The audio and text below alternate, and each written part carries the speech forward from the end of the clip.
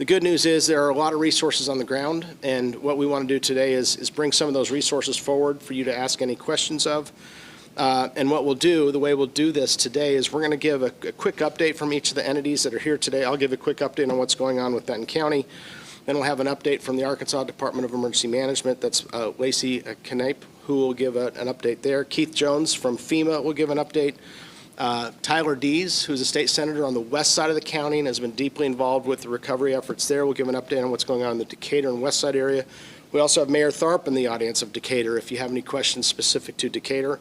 Stephanie Orman, Mayor of Bentonville, will give a quick update, as will Greg Hines, our Mayor of Rogers. And then we're going to finish it up with Jeff Webster, who's with the Accelerate Foundation and helped get off the ground the Benton County Relief Fund. So we have a lot of information to share with you today, and we'll do so in rapid order.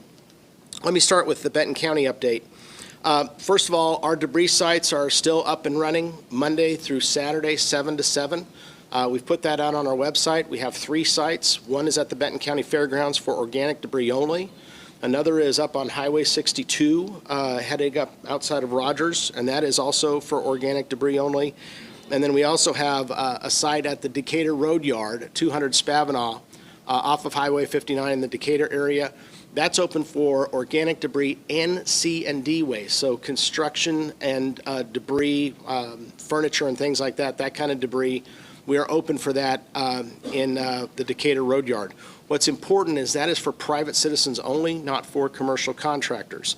We're going to keep those sites open through tomorrow and into next week, and our plan is to keep them open for at least 2 more weeks, but we might adjust the hours depending upon the need.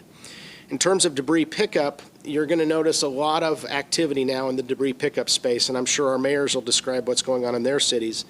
In the unincorporated areas, we know people are dealing with huge piles of debris.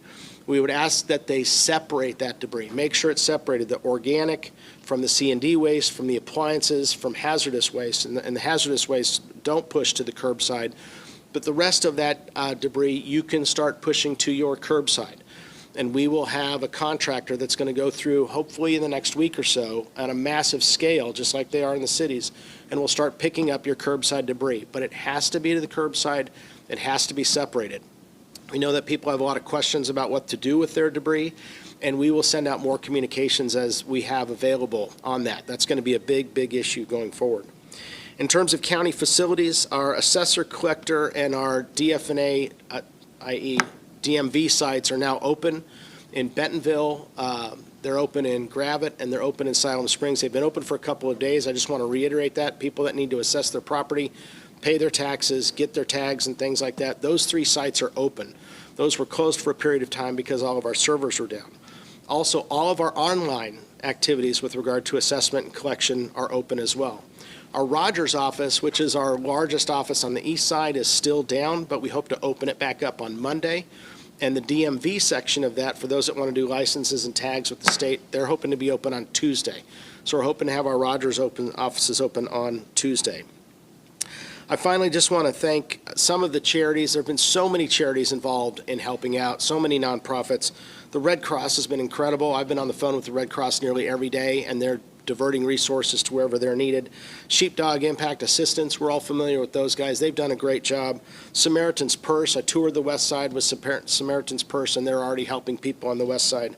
And a lot of church organizations. The Mormon Church, the United Methodist Committee on Relief, and many others have been so instrumental in helping. And we want to keep those efforts going. We've heard of this thing called volunteer fatigue. I'm sure that's setting in. But to the extent that those organizations can keep up their work, we really appreciate that.